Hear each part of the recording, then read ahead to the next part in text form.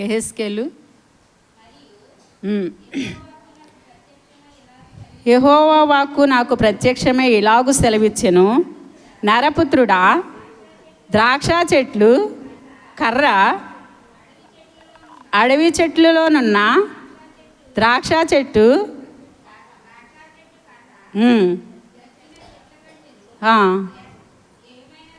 ఏమైనా శ్రేష్టమా? ఏ పని అయినను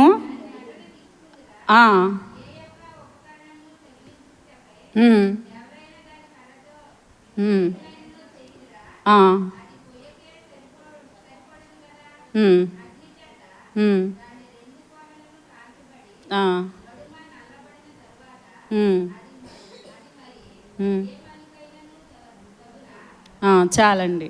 అయితే ఇక్కడ యెహెజ్కేలు యెహెజ్కేల్ ప్రవక్తతోటి దేవుడు పిలువబడినప్పుడు ఆయన దేవుని ప్రజలను బలపరచడానికి వాడబడుచున్న ఈ వాక్యం అండి. యెహెజ్కేలు ప్రవక్తతోటి దేవుడు మాట్లాడుతున్నాడు ఆయన్ని పిలిచి. ఏమనంటే ద్రాక్ష చెట్టు గురించి మాట్లాడుతున్నాడు. ద్రాక్ష చెట్టు అది ఫలించలేదనుకోండి, అది అసలే ఎండిపోయిన తర్వాత దేనికైనా పని చేస్తుంది. అది దేనికైనా పని చేస్తుందా? పని చేయదు. ఏంటంటే దాన్ని ఇంకా తీసేసి కాల్చేస్తారు అంతే. ఒక మేకు కూడా దాన్ని ఉపయోగించరు. ఒక చెట్టే కదా, ద్రాక్ష చెట్టే కదా, ఆ చెట్టు ఒక మేకు చేసుకోవటానికి కానీ లేకపోతే ఒక చెక్క బల్ల కింద చేసుకోవటానికి కానీ దేనికి కూడా ఉపయోగపడదు. అయితే ఇక్కడ ఏమంటున్నాడంటే, నరపుత్రుడా,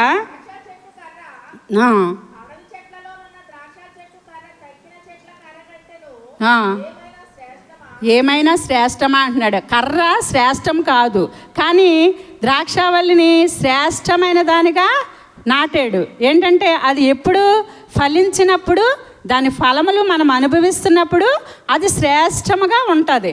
అయితే అది ఆ శ్రేష్టమైన ఫలాలు అయిపోయిన తర్వాత అది ఏం చేస్తుందంటే, ఆ మోడైపోయిన తర్వాత అది దేనికి కూడా పనికి రాకుండా అయిపోతుంది.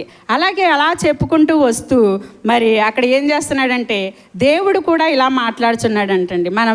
మనము ఇశ్రాయేలు ప్రజల గురించి దేవుడు మాట్లాడుతున్నాడు. అక్కడ చూడండి, కిందకు వచ్చేసరికి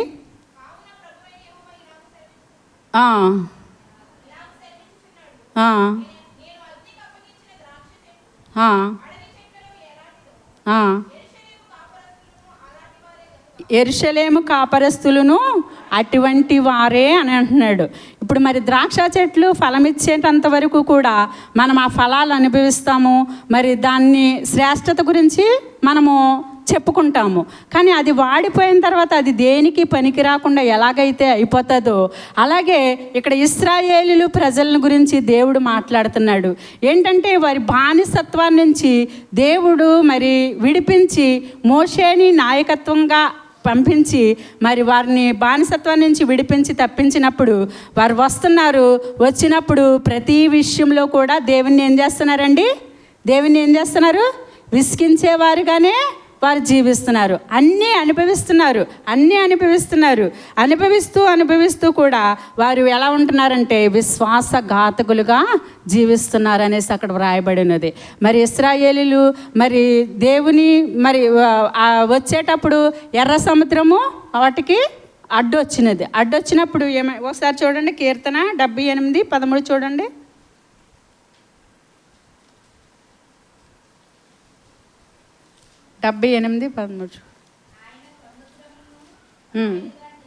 ఆయన సముద్రమును పాయలుగా చేసి వారిని అద్దరికి నడిపించెను. ఆయన నీటిని రాశిగా నిలిపెను. పగటి వేళ మేఘంలో నుండి, రాత్రి అంతయు అగ్ని ప్రకాశంలో నుండి ఆయన వారికి త్రోవ చూపెను. అరణ్యములో ఆయన బండను చీల్చి సముద్రం అంత సమృద్ధిగా వారికి నీళ్లు త్రాగనిచ్చాను. మరి చూడండి ఇక్కడ, మరి దేవుడు ఎన్నెన్నో అద్భుత కార్యాలు, ఆశ్చర్యకార్యాలు జరిగించారు. అసలు ఆ సముద్రం దాటటమే గొప్ప ఆశ్చర్యకార్యము. మరి ఆ సముద్రాన్ని దాటి ఎర్ర సముద్రాన్ని మరి పాయలుగా చేసి మరి ఆరిన నేలను అవతలకు నడిపించిన తర్వాత కూడా మరి వాళ్ళు ఇంకా విశ్వాసంలో ఇంకా బలపడాలి. కానీ వారు ఏం చేస్తున్నారంటే వెళ్ళిన తర్వాత మరలా నీళ్ళు కోసం, ఎందుకు మమ్మల్ని ఇక్కడికి తీసుకొచ్చావు, ఇక్కడ నీళ్ళు లేకుండా చంపడానికి మమ్మల్ని ఇక్కడికి తీసుకొచ్చావా అనేసి మరి మోషే గారిని విసిగిస్తూ, దేవుని కూడా విసిగిస్తూ విశ్వాసఘాతులుగానే వారు జీవించారంట. మరి ఎప్పుడైతే మరి దేవుడు మనల్ని కూడా మరి చేసినందుకు దేవుడు మరి మనం కూడా దేవునిలో ఫలించాలనే దేవుడు ఆశపడుతున్నాడు. మరి మనము ఎలా జీవిస్తున్నాము? దేవుని కొరకు ఫలిస్తున్నామా? దేవుని కొరకు జీవిస్తున్నామా? దేవుని సన్నిధిలో మరి ఎలా జీవిస్తున్నాము? ఇశ్రాయేలీలు బానిసత్వాన్ని నుంచి విడిపించి మరి పాలు తేనెలు ప్రవహించే దేశాన్ని కానానికి నడిపించడానికి మరి ఎంతో ప్రయాసపడినప్పటికీ కొన్ని చిన్న చిన్న సమస్యలు వచ్చినప్పుడు మరి దేవుణ్ణి ఎంతో విసిగించేవారుగా వారు జీవిస్తూ విశ్వాసఘాతకులుగా జీవించారండి. మరి మన జీవితాల్లో దేవుడు లోకమనే ఆ లోక పాప ఊబిల్లో మనం మునిగిపోకుండా మరి దేవుడు తన స్వరక్తాన్ని ఇచ్చి మనల్ని విమోచించి మన కొరకు ఆయన పరలోక భాగ్యాన్ని విడిచి మరి పేద మరియ గర్భాన్ని ధరించి మరి లేనివాడిగా ఒక ఉన్నతమైన జాతిలో పుట్టాడనుకోండి, మనం ఆయన్ని ఆరాధించలేము. అందుకే మనందరి కొరకు, మన పాప విమోచన కొరకు, మన లోకంలో శాపంలో మునిగిపోకుండా ఉండటానికి దేవుడు మరి మరియమ్మ గర్భాన్ని మరి లేని వాని గర్భాన్ని ఆయన ఎన్నుకున్నాడండి. ఎన్నుకుని మరి మన కొరకు ఆయన మన పాపం విమోచన కొరకు ఆయన బలైపోయాడు. మరి మనము ఎలా జీవిస్తున్నాము? ఇశ్రాయేలు శోధించినట్లుగా మనం శోధిస్తున్నామా? మరి దేవుడు అనుభవించే అన్నీ కూడా మనం అనుభవిస్తున్నాము. ఆరోగ్యం ఇచ్చాడు, ఆరోగ్యం ఇచ్చినందుకు దేవానికి స్తోత్రం అంటున్నాం. వస్త్రాలు ఇచ్చాడు, గృహాన్ని ఇచ్చాడు, మరి మందిరాన్ని ఇచ్చాడు. ఇవన్నీ మనకి అడగక ముందే మన అవసరతలన్నీ తీరుస్తున్న దేవునికి మనం కృతజ్ఞత కలిగి జీవిస్తున్నామా? లేకపోతే ఇశ్రాయేలీయులు మరి భ్రష్టత్వం కలిగి ఎలా జీవించారో అలా జీవిస్తున్నామా? మనల్ని ఒకసారి పరీక్ష చేసుకోవాలి. మరి ఇక్కడ ఏమంటున్నాడంటే, ద్రాక్ష చెట్టు మరి అది మంచి చెట్టే, అది ఫలములు ఇచ్చేనంత వరకు కూడా దాన్ని శ్రేష్టత బాగానే ఉంటుంది. అది ఎండిపోయిన తర్వాత అది కాల్చివేయబడటానికే కానీ అది దేనికి కూడా పనికిరాదు. అలాగే మన జీవితాల్లో కూడా మనము, దేవుడు మనకు ఆయుష్నిచ్చాడు, మరి మనకి ఎంత ఆరోగ్యం ఇచ్చాడంటే దేవుని కొరకు మనం ఎలా జీవిస్తున్నాము? దేవునికి ఒక ఉపయోగపడే సాధనంగా మనం ఉంటున్నామా? మన శ్రేష్టమైన జీవితము ఒకవేళ లోకంలో కలిసిపోతుందా? లోక ఆకర్షణలకు గురైపోతున్నామా? అది స్వపరీక్ష చేసుకొని మరి ఇశ్రాయేలీలు మరి బానిసత్వాన్ని నుంచి విడిపించి మరి పాలు తేనెలు ప్రవహించే దేశానికి వెళ్ళినప్పుడు మరి ఎన్నో శోధనలు, ఇరుకులు, ఇబ్బందులు వస్తున్నప్పటికీ మరి అవన్నీ తప్పిస్తూ దేవుడు చూడండి, నీళ్లు లేవనగానే మరి బండను కొట్టినప్పుడు బండలో నుండి ఆయన నీటి కాలువలు రప్పింది. అది ఇంకా ఎంత ఆశ్చర్యకరమండి. బండను కొట్టగానే మరి నీళ్లు ప్రవహించేసినాయి అంటండి. వారు కడుపార మంచిగా తాగారు. మరలా కొంచెం దూరం వెళ్ళేసరికి మళ్ళీ ఆహారం కొరకు వాళ్ళు విసిగిస్తున్నారు. మళ్ళీ ఆహారం కొరకు మరి ప్రార్థన చేసినప్పుడు మరి వాళ్ళు అరణ్యంలోనంట, చూడండి ఒకసారి ఇంకా కిందకి చదవండి.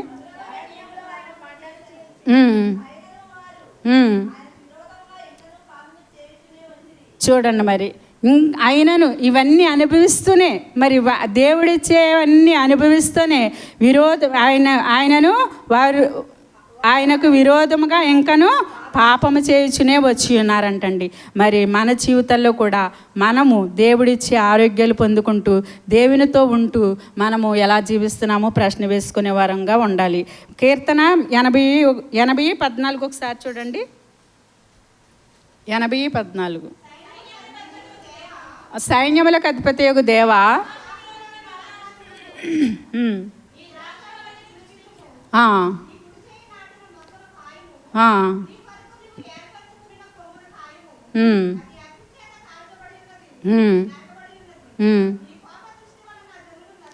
చాలండి.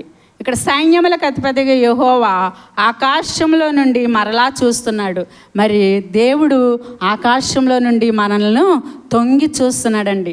తొంగి చూసినప్పుడు ఏం చేస్తున్నాడంటే, ఈ ద్రాక్షావల్లిని దృష్టించుము. ద్రాక్షావల్లి అంటే ఎవరండి? మనమే ద్రాక్షావల్లిని నేను ఇక్కడ యోహాను 15 ఒకసారి చూడండి. ఇంకా కొంచెం కిందకి రండి. ఐదో వచనం. ద్రాక్షావల్లిని నేను, తీగలు మీరు. ఎవడు నా యందు నిలిచిండునో, నేను ఎవని యందు నిలిచిందునో వాడు బహుగా ఫలించును అంటున్నాడు. మరి ద్రాక్షావల్లి అంటే ఎవరమంటే మనమే ఆ ద్రాక్ష చెట్టు వల్లే. మరి ఎవడు నా యందు నిలిచిండునో, నేను ఎవని యందు అంటకట్టబడి ఉండునో వాడు బహుగా ఫలించును అంటున్నారండి. మరి మనము దేవునిలో అంటకట్టబడి దేవుని కొరకు మరి మనం జీవించినట్లయితే మరి మనము కూడా ఫలించే వారంగానే జీవిస్తాము. అయితే ఇక్కడ ఏమంటున్నాడంటే, ఈ ద్రాక్ష చెట్టుని దృష్టించుము, నీ కుడి చేయి నాటిన మొక్కను కాయుము, నీ కొరకు నీవు ఏర్పరచుకొని నా కొమ్మను కాయుము. మరి దేవుడు మనల్ని ఆయన కొరకు నిర్మించుకున్నాడండి. ఆయన కొరకు మనల్ని నాటాడు. ఆయన వలె మనం బ్రతకాలని, ఆయన పోలికలో మనం ఉండాలని, ఆయనలాగా మనం జీవించాలని, నేను పరిశుద్ధుడైన ప్రకారము మీరును పరిశుద్ధంగా ఉండాలని దేవుడు మనల్ని నాటినప్పుడు మనము ఏ విధంగా జీవిస్తున్నాము, ఏ విధంగా ఈ ద్రాక్షావల్లిని దృష్టించమంటున్నాడు. మరి మనము కూడా మన జీవితాల్లో, దేవా మరి నన్ను దృష్టించము ప్రభువా, మరి నేను ఎలా జీవిస్తున్నాను, మీరిచ్చే ఆశీర్వాదాలు అన్నీ అనుభవిస్తూనే మరి నేను విశ్వాసఘాతకమైన జీవితం జీవిస్తున్నానేమో మరి అనేసి మనం పరీక్ష చేసుకొని దేవుని సన్నిధిలో మరి ప్రార్థించాలండి. ఈ ద్రాక్షావల్లిని దృష్టించుము, నీ కుడి చేయి నాటిన మొక్కను కాయుము, నీ కొరకు నీవు ఏర్పరచుకొనిన కొమ్మను కాయుము, అది అగ్ని చేత కాల్చబడి ఉన్నది, నరకబడి ఉన్నదని. మరి మనము దేవునికి నీ కోపదృష్టి వలన జనులు నశించుచున్నారు. మరి దేవునికి కోపం వచ్చే మరి బిడలంగా మనం జీవిస్తున్నామేమో. మన ప్రవర్తన వలన, మన చూపుల వలన, మన నడతల వలన, మన క్రియల వలన మరి దేవుణ్ణి విసిగించే వారంగాను, దేవునికి కోపం తెచ్చే వారంగా మనం జీవిస్తున్నామేమో. ఇక్కడ ఏమంటున్నాడంటే, ఈ ద్రాక్షావల్లిని దృష్టించుము అంటున్నాడు. ద్రాక్షావల్లి అంటే మనము ప్రవ్వా నన్ను దృష్టించం ప్రవ్వా. ఒకవేళ లోక పాపంలో మేము మునిగిపోతున్నామేమో, లోక శాపానికి మేము గురైపోతున్నామేమో, మా జీవితాలు సరిచేసుకొని నీ కొరకు నేను ఫలించేటట్లుగా సహాయం చేయండి ప్రవ్వా అనేసి మన జీవితాలతో మనం ఒప్పుకుంటూ మరి దేవుని సన్నిధిలో మనము మరి నీతి నిజాయితీ కలిగి జీవించినప్పుడు మరి ద్రాక్షావల్లి ఎలాగైతే అంటకట్టబడి దేవునితో అంటకట్టబడి ఉన్నప్పుడు ఏమంటున్నాడంటే, శ్రేష్టమైన ఫలాలు నేను ఫలింపచేస్తానంటున్నాడు. మనం దేవునిలో అంటకట్టబడిన జీవితం జీవిస్తూ మరి దేవుని కొరకు మనము జీవించాలండి. అలాగే శ్రేష్టమైన చెట్టు ద్రాక్ష చెట్టు దేనికి నియమించబడిందంటే, మరి ఇర్మియా 2:21 చూడండి ఒకసారి. ఇర్మియా 2:21 అండి.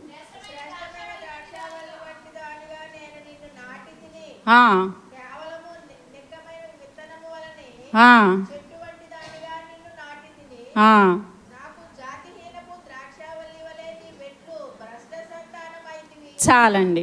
మరి ఇక్కడ ఏమంటున్నాడంటే, ఇర్మియా ప్రవక్త గారితో కూడా మరి శ్రేష్టమైన ద్రాక్షావల్లిగా నేను నిన్ను నాటి తిని. నిక్కమైన విత్తనం అంటే మంచి విత్తనముగా మనల్ని నాటాడంట దేవుడు.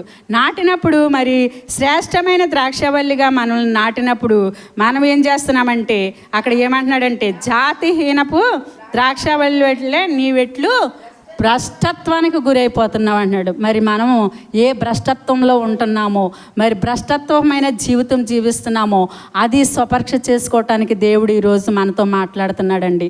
ఎప్పుడైతే మన జీవితాలను సరిచేసుకుంటూ మరి దేవుడు శ్రేష్టమైన ఫలాలు ఫలించేటట్లు చేయాలని ఆశపడుతున్నాడో, మరి ఆ విధంగా మనము దేవునికి లోబడినప్పుడు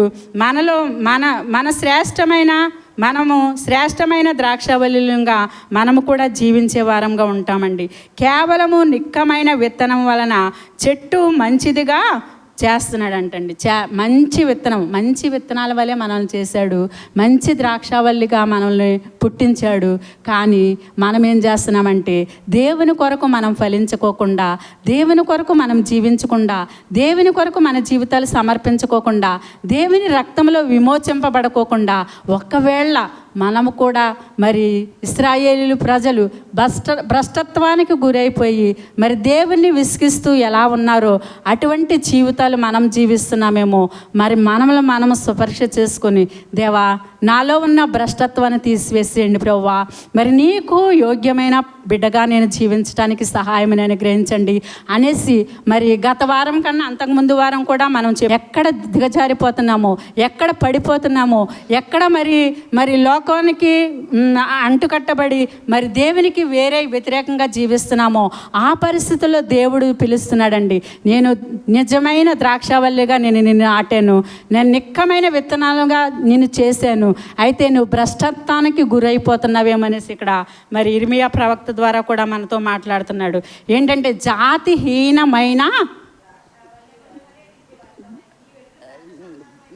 జాతిహీనమైన సంతానంతో ఉన్నాడంటండి. మరి మనము అంటే దేవుడు మనల్ని ఆయన కృపలో ఆయనలాగా ఆయన మాదిరిగా జీవించినప్పుడు జాతిహీనం అంటే మరి సాతానుకు లోబడిపోయి సాతాను ఒడిలోనికి వెళ్ళిపోయి మనం జీవిస్తున్నామేమో అనేసి దేవుడు మనతో మాట్లాడుతున్నాడండి. అలాగే ఒకప్పుడు మనము మరి రక్షణ లేనప్పుడు మరి ఆ పాపపు జీవితంలోనే మనం జీవించాము. రక్షణ తీసుకున్న తర్వాత దేవునికి మనం ఎలా జీవిస్తున్నాము, దేవునితో ఎలా ఉంటున్నాము, చెడిపోయిన వారంగా ఉంటున్నామా, మరి అటువంటి కాకోకుండా దేవుని శ్రేష్టమైన రక్తంతో మన హృదయాలను మనం కడుక్కొని మరి నిక్కమైన విత్తనములు విత్తి ఉన్నాడు గనక శ్రేష్టమైన ఫలములు ఫలించే వారంగా ఉందామండి. ఇశ్రాయేలు ప్రజలు బానిసత్వంలో ఉంటూ దేవుని విసిగించేవారుగా, దేవుని మాట వినక ఉంటున్నారేమో అనేసి మరలా దేవుడు ఏమంటున్నాడంటే ఇశ్రాయేలు తిరిగి రమ్ము అంటున్నాడు. ఒకవేళ మనము కూడా దేవుని సన్నిధిలోనికి వచ్చి మరి మనల్ని కూడా పిలుస్తున్నాడు, ఇశ్రాయేలు తిరిగి రమ్ము అంటున్నాడు. మరి మనము దేవుని సన్నిధిలో ఉండి దేవునికి మనం విజ్ఞాపన చేసినప్పుడు దేవుడు కూడా మనల్ని ఆశీర్వదించే దేవుడిగానే ఉన్నాడండి. మరి నిష్కపటమైన సహోదర ప్రేమ కలిగి జీవించాలండి. అలాగే మరి ఎవరైతే దేవునిలో శ్రేష్టమైన జీవితం జీవిస్తారో వారితో దేవుడు ఉంటాడండి. అలాగే మిక్కటమైన ప్రేమ కూడా కలిగి జీవించాలంట. మన ప్రేమలో వేషధారణ ఉండకూడదు. మన ప్రేమ నిష్కపటమైన దానిగా ఉండాలండి. మరి దేవుని ప్రేమ మనపై ఎలాగైతే చూపిస్తున్నారో అటువంటి దీర్ఘశాంతము, దయాళత్వము, అటువంటి ప్రేమ కలిగి మనము కూడా ఒకరికొకరు సహోదర ప్రేమ కలిగి ఐక్యత కలిగి దేవునిలో సాగిపోయే వారంగా ఉంటే మరి మనము కూడా దేవుని సన్నిధిలో శ్రేష్టమైన ఫలాలు ఫలించే వారంగా జీవిస్తామండి. ఈ రోజులు ఎలాగున్నాయంటే చాలా భ్రష్టత్వానికి గురైపోతున్నాడు. ఒక తల్లిదండ్రి ఉన్నారండి. తల్లిదండ్రులకి 2 బిడ్డలు ఉన్నారు. ఒక బిడ్డే ఉన్నప్పుడు మరి ఆ భర్త ఏం చేస్తాడంటే భార్యని బిడ్డని కూడా పట్టించుకోకుండా తన ఇష్టానుసారంగా వచ్చినట్టు తాగేస్తూ మరి ఎంతో వ్యతిరేకంగా జీవిస్తూ ఉంటున్న ఆ సమయంలో ఏం చేస్తాడంటే వారి తల్లిదండ్రులు వీడు ఎలాగా ఆస్తిని ఇలా వ్యయపరిచేస్తున్నాడు అనేసి కుమారుడి పేరున ఆస్తి రాస్తారు. ఆస్తి రాస్తే ఆ తండ్రి ఏం చేస్తాడంటే వీడి వల్ల ఈ ఆస్తి అంతా వాడికి వెళ్ళిపోతుంది, నేను అమ్ముకొని తినటానికి ఏమి ఉండదో తాగటానికి ఏమి ఉండదు అనేసి ఆ చిన్న బిడ్డను తీసుకెళ్ళి మరి కాలువలో చంపేశాడంటండి ఒక తండ్రి. అంతా ఈ లోక తల్లిదండ్రులు అంత కషాయంగా మరి ఉంటున్నారు. ఎన్నో వార్తలు వింటున్నాం. తల్లిదండ్రులనే చంపేసిన కొడుకులు ఉంటున్నారు. మరి తల్లిదండ్రులని వృద్ధాప్యంలో చూడని బిడ్డలు ఉంటున్నారు. ఇటువంటి భయంకరమైన పరిస్థితుల్లో దేవుడు ఏమంటున్నాడంటే నా ప్రేమ కలిగి, సహోదర ప్రేమ కలిగి మీరు జీవించమంటున్నారు. మరి అటువంటి దేవుని ప్రేమ కలిగి మనము ఒకరి ఎడల ఒకరము నిష్కపటము లేని వారముగా మరి సహోదర ప్రేమ కలిగి కూడా మనము ఉండాలండి. పవిత్రత ఉండాలి. ఎవరైతే మరి దేవునికి మన హృదయాలను సమర్పించుకుంటామో వారి కడుపులో నుంచి ఏమి ఊరతాయండి? జీవజల నదులు ఊరతాయి. మరి దేవుని ప్రేమ మనలో ఉంటే మరి జీవజల నదులు మన హృదయంలో నుంచి ఊరతాయి కనుక దేవునిలో మనము జీవించాలి. మరి అలాగే పాపపు స్త్రీ, సమరయ స్త్రీని మనం జ్ఞాపకం చేసుకున్నట్లయితే మరి ఎన్నో పాపాలు చేస్తూ లోకంలో ఉంటున్నప్పుడు మరి యేసయ్య దగ్గరికి వచ్చినప్పుడు, ఆ బావి దగ్గరికి వచ్చినప్పుడు దేవుడు ఆవిడతో మాట్లాడినప్పుడు ఏం చేసిందంటే వెంటనే ఆ పాపపు కొండ అక్కడే వదిలేసి మరి దేవుణ్ణి ఘనపరిచింది. ఒకసారి చూడండి, యోహాను 4.